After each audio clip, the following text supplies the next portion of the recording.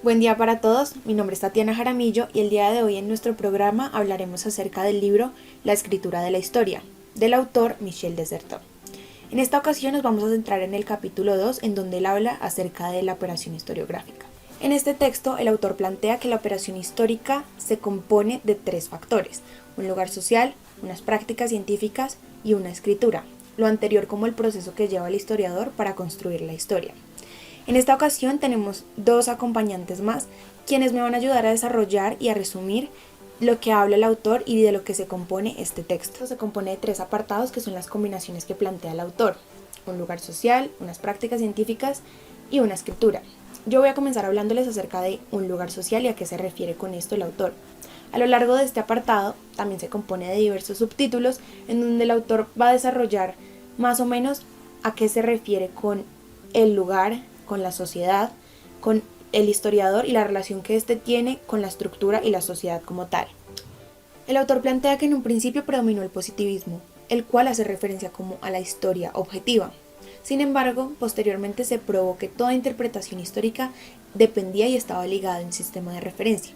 Este sistema de referencia, por medio de un proceso implícito, nos remitía a las interpretaciones o a la subjetividad del autor. En Francia prevalecieron las investigaciones positivas, pero también reinaba el escepticismo hacia las tipologías alemanas, las cuales criticaban este enfoque objetivo de la historia. A partir de esta crítica alemana, se dio que la relación entre la institución social y la definición de un saber desarrolló el término de despolitización, entendiéndolo no como un destierro de la sociedad, sino como una especialización de estos individuos que tenían la tarea de analizar la sociedad y componer la historia. Es por esto que la condición social queda como condición de un lenguaje científico. Y toda doctrina que rechaza en historia la relación que tiene con la sociedad queda en el campo de lo abstracto, es decir, niega lo que está produciendo. Posterior a esto, el autor plantea una pregunta muy interesante y es: ¿cuál es la obra de valor en historia? A esto nos contesta que es la que es reconocida por los pares, la que puede situarse en un conjunto operativo y la que constituye un progreso en lo referente a la condición actual de los objetos y métodos históricos, y que ligada a los medios en que se elabora puede constituir nuevas investigaciones, es decir, que enriquece este proceso investigativo en lo referente a la historia. Luego el autor nos habla acerca de los historiadores en la sociedad, nos menciona que la práctica histórica siempre depende de la estructura social y que las investigaciones más amplias no cambian a esta regla. Sin embargo, la unidad social de la que dependen ya no es del mismo tipo. Por último, el autor nos menciona que la combinación entre la prohibición y el permiso es el punto ciego de la investigación histórica y es la razón por la cual no es compatible con cualquier cosa. Y precisamente sobre esta combinación debe actuar el trabajo destinado a modificar. Para cerrar este apartado, el autor menciona que la historia se define completamente por una relación del lenguaje con el cuerpo, entendiendo este cuerpo como lo social o la sociedad, y por consiguiente por su relación con los límites que impone dicho cuerpo.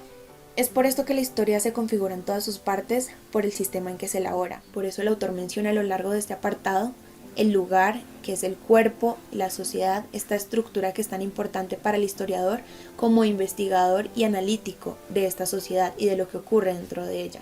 Además de lo que se planteó al inicio, sobre la importancia que existe de que el historiador se desligue un poco de esta estructura social para poder mirar sin tanto tinte ideológico lo que ocurre dentro de ella y poder generar una investigación un poco más objetiva. Para desarrollar el siguiente apartado voy a darle paso a mi compañera. Muchas gracias. Es Gabriela Almoraz y yo les voy a hablar de ese segundo apartado donde el autor hace referencia a la práctica. Él nos dice que entre la naturaleza y la cultura se desarrolla lo que es en sí la investigación y así opera una renovación de lo natural, la cual es provocada por la intervención académica. Por lo tanto, el autor nos dice que es necesario entender cómo los elementos naturales son llevados hasta la simbolización literaria. Él nos dice que básicamente el historiador lo que hace es artificializar la naturaleza, lo que básicamente es transformar la materia prima en información secundaria y la lleva de una zona de la cultura a lo que es realmente la historiografía. Además de esto, el autor hace referencia a algo muy importante y es que el pasado es colonizado por el presente y ese hablar del uno por el otro es lo que Desserteaux llama canibalismo. Punto importante que también tiene en cuenta el autor es el material histórico, el cual el autor nos dice que este material histórico se destina a un uso nuevo y coherente para fijar los diferentes límites a su significabilidad, pero también dice que no se parte de los restos del pasado para llegar a una síntesis, sino que básicamente se parte de una formalización para dar lugar a un pasado, el cual es producto de un trabajo institucional. También nos hace referencia a que, a diferencia del siglo XIX, hoy no se aspira a una historia global, sino que ahora el historiador lo que hace es que se limita a circular alrededor de racionalizaciones adquiridas y lo que hace es trabajar en los márgenes. El autor allí hace referencia a algunos conceptos como la brujería, la locura, las fiestas, la literatura, el mundo contemporáneo, entre otros. Para nuestro autor existen dos momentos esenciales en el funcionamiento histórico-gráfico. El primero es la organización interna de los procesos históricos y la relación de la historia con una razón contemporánea. Así, lo real se convierte en una relación entre los términos de una operación que determinan los objetos y su relación con modelos existentes. Por lo tanto, nos dice que el acontecimiento implica una combinación de series racionalmente aisladas en donde el recorte determina los límites de validez, más que hechos de organización discursiva. Pero si el discurso no se adecua a lo preexistente, los acontecimientos de cierta manera pierden un sentido y solo queda el acto productor del relato, es decir, el historiador produce los hechos al relatar. Otro punto también muy importante que nos toca al autor es que hay tres aspectos conexos en la historiografía actual. Entonces, el primero hace referencia al conocimiento histórico, el cual pone en evidencia no un sentido, sino las diferentes excepciones que parecen al aplicar diferentes modelos a diversas regiones de lo que es la documentación. Hace un siglo, lo historiográfico era una recolección-colección de pues todo lo que había llegado a ser. El segundo es que hoy lo particular es la especialidad de la historiografía, pero no como un objeto pensado, sino más bien como un límite de lo pensable. Es ilusorio creer que con solo decir es un hecho se tenga comprensión del mismo, pues la suma de las diferentes particularidades no evidencia su organización. El tercer punto es la historiografía, la cual resulta ambivalente debido a su función de significar una carencia. Oscila entre lo que es el conservadurismo y el utopismo, pero pues advierte de Sertau que tales excesos no deben hacer olvidar su práctica más rigurosa, simbolizar el límite y por esto mismo volver posible una superación. A continuación, mi compañero nos va a colaborar explicándonos de qué trata este tercer apartado. Bueno, gracias, muy buenas tardes. Mi nombre es Santiago Reyes Quiroga. Gracias primero, hermano, a ti, Tatiana y Gabriela, por darme el paso para hablar un poco sobre todos los hechos historiográficos. En especial un poco voy a hablar de la parte escrita de la historiografía. Un poco continuando la línea de mis compañeras, voy a hablar sobre la parte historiográfica, importante de la parte escrita, que para comenzar implica un tiempo de las cosas y un tiempo discursivo. Una cosa es el tiempo en el que sucedieron los hechos y los relatos que estamos estudiando, y otro es el tiempo del discurso y en el tiempo que podemos extender dentro de los efectos que pueden presentar en el estudio, ¿no? Y es que un objeto de investigación, un objeto de análisis de un escrito, de una historia, de algo pasado, puede darse a mil y una interpretaciones distintas dependiendo del contexto en el que se esté mirando, dependiendo de la conjetura que se pueda realizar de ello. Por eso toma lo más antiguo como punto de partida. Al convertirse en texto, pues la historia obedece una segunda coacción, ¿no? Porque obviamente hace un análisis primero la historia y un segundo la interpretación, el análisis que le dé el autor y el escritor que haya tomado este escrito y este objeto de investigación.